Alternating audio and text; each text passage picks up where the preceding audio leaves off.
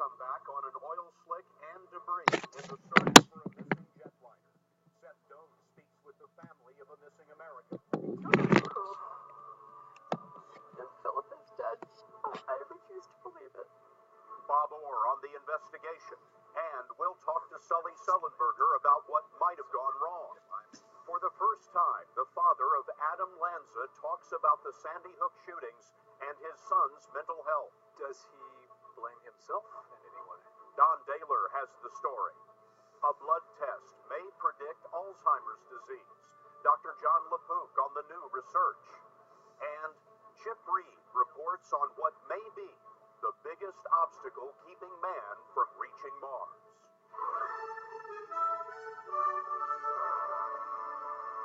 This is the CBS Evening News with Scott Kelly.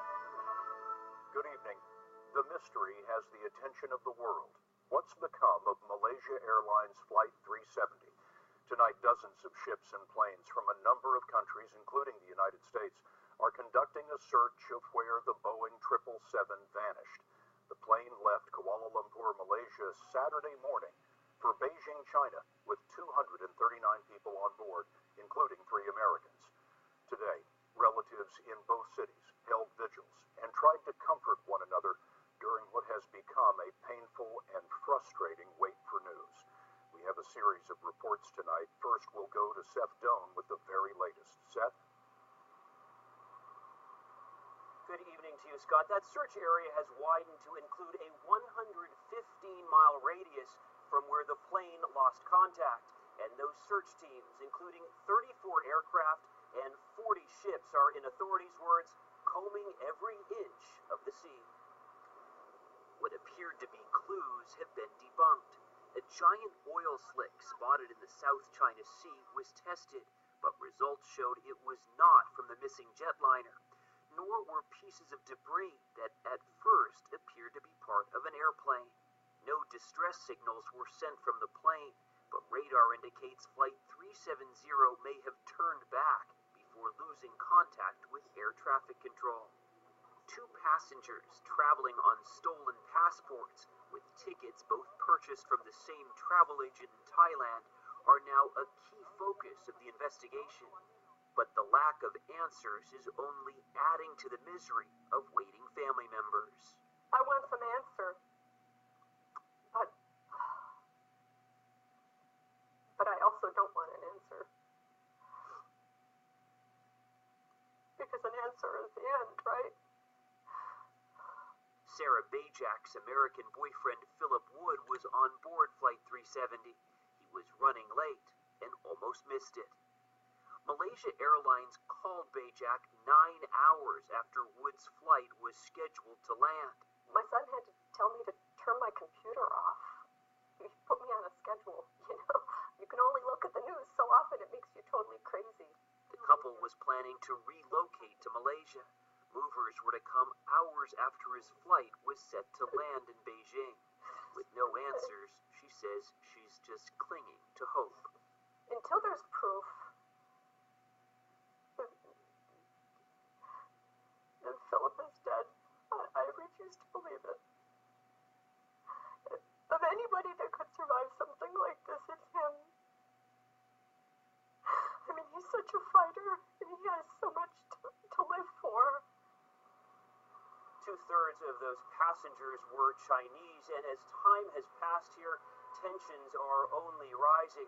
Scott, a team from the NTSB has now arrived in Malaysia. They are just awaiting a location to investigate. Seth Doan in Beijing for us tonight. Seth, thank you. Both Malaysia Airlines and the 777 have excellent safety records.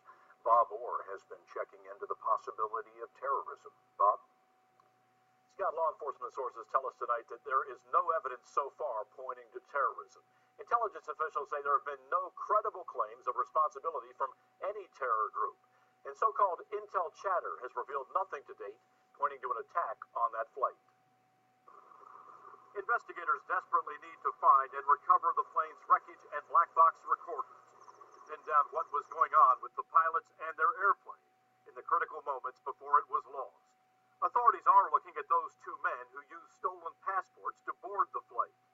Police say an Iranian middleman bought the the men tickets in Thailand, one-way fares to fly from Malaysia to Beijing and then on to Europe. Police have airport surveillance pictures of the two travelers and their thumbprints. The FBI is expected to check that information against criminal and terror databases. Sources say authorities have identified partial names for the men and have found no ties to terrorism.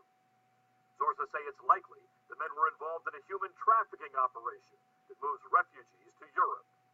Perhaps the greatest clue pointing away from terrorism and towards a possible accident is the lack of a widespread field of crash debris. When Pan Am 103 was bombed in 1988, that plane was ripped apart in flight, spreading wreckage over an 80-mile trail. Now, the absence of any floating debris in this case is a strong indicator that Malaysia Airlines Flight 370 may not have disintegrated in midair, but Scott, it may have hit the water intact. And you'll have the very latest on CBS this morning, tomorrow morning. Bob, thanks very much. Chesley Sullenberger is best known as the captain who landed safely in the Hudson River after his U.S. Airways jetliner was hit by birds that knocked out the engines. He's now a CBS News aviation and safety expert. Sully, this aircraft had reached its cruising altitude. There were no communications from the cockpit before it disappeared. Is it unusual for the pilots not to be communicating at that point in flight? Actually, in spite of what some people think, communicating is not the first thing that you would want to do. The first thing you want to do is fly the airplane and fly it well, to navigate, to make sure that you know where you're going and where you should be going, and to begin to solve in a step-by-step fashion, working together as a team, whatever problems you faced. Now, cruising at altitude is the safest point in flight. What are some of the things that could have gone wrong? Really, almost everything is on the table. It might have been a loss of control. It might have been some catastrophic failure of the airplane or its systems. Whatever happened probably happened quickly and either kept the pilots from communicating or kept them so busy until they could no longer communicate. Sully Sullenberger from the Oakland Airport for us this evening. Thank you very much, Sully. Thank you, Scott. In another developing story tonight, Secretary of State John Kerry declined an invitation to go to Sochi, Russia today to meet with Russian President Vladimir Putin about the Ukraine crisis. The Obama administration wants Putin to first respond to a set of questions to make sure that a Kerry visit would be worthwhile. Russia invaded the Crimea region of Ukraine more than a week ago, but most people there are of Russian heritage, and next Sunday they plan to vote on joining the Russian Federation. Elizabeth Palmer is in Crimea. It's not a celebration yet, but pro-Russian demonstrators feel that victory is just around the corner. Over in the government offices, they're already working on the referendum details. And when we asked if the vote would be free and fair, the man in charge, Valery Medvedev, was indignant. How can I prove that to you, he said, but my hands are clean. Over the weekend, Russian forces and paramilitaries seized most of Crimea's border posts. Ukrainian soldiers and sailors still loyal to Kiev have been left in limbo. Last week, one warship crew had even attached mattresses to their vessel to repel Russian soldiers. We managed to find a way down to their wharf. You took your mattresses down. Why? Well, we realized the Russians wouldn't attack, the first officer told us by cell phone. Now the Russians are in control of Crimea. They're even letting the Ukrainian sailors come and go by dinghy, which means they can vote in the referendum. We'll do it, the officer told us, a few sailors at a time. But they'll probably be outvoted by people like Tanya Ismaeva, who sells Crimean souvenirs to supplement her pension of $100 a month. How much would you get in your pension if you joined Russia? Do you know? 3 or 4 times as much, she says. And she's not alone. Hundreds of thousands of Crimeans believe life would be better with Moscow in charge. And if the U.S. and Europe say their referendum is illegal, well, they simply don't care. There's also a deep historical and emotional attachment to Russia here, Scott. A lot of people will say, look, we were Ukrainian for a few brief decades, but we've been Russian for more than 200 years. Elizabeth Palmer reporting from Crimea for us tonight. Thanks, Liz. Today, it was shocking to hear a father say that he wished his son had never been born. But the father who said it was Peter Lanza. His son, Adam, shot 20 first graders and 6 adults to death at Sandy Hook Elementary School in Connecticut and then took his own life.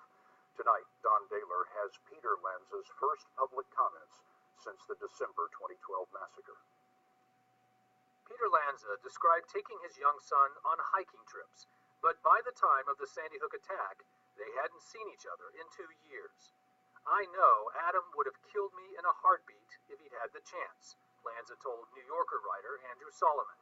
He reached out to Solomon, who wrote the book Far from the Tree, about parents of murderers. Why did he want to do the interview now? He said that he thought that by telling his story, he might give some comfort to some of the families with lost children, that he might provide some information that could be used to prevent another tragedy like this. Adam Lanza was diagnosed with Asperger's syndrome, a developmental disorder related to autism, but Peter Lanza said the condition may have masked mental illness. It was crystal clear something was wrong, Lanza told him, but those mental health professionals who saw him did not see anything that would have predicted his future behavior. Lanza no longer looks at family photos. You can't mourn for the little boy he once was, he explained. You can't fool yourself. Adam lived with his mother, Nancy, after his parents' divorce. As the young man grew more troubled and isolated, Lanza said his ex-wife was almost a prisoner in her own home. The reason he shot Nancy 4 times, he said, was one for each of us. One for Nancy, one for him, one for his brother, Ryan, one for me. Does he blame himself in any way? He doesn't blame himself, but he has enormous regrets. Lanza said of his son, "You can't get any more evil," and added, "How much do I beat up on myself about the fact that he's my son? A lot." Peter Lanza met with 2 of the victims' families to offer his condolences. He and his new wife have an attic full of letters, teddy bears, crosses, even candy sent to them by supportive strangers. Scott, the one secret about Adam Lanza his father refuses to tell is how and where he was buried. Don Daler reporting for us tonight. Don, thank you very much. Marijuana has become a new cash crop in Colorado. Researchers are calling a new test a potential game changer in the battle against Alzheimer's disease. And a helicopter is sent to rescue a climber from a mountain with the CBS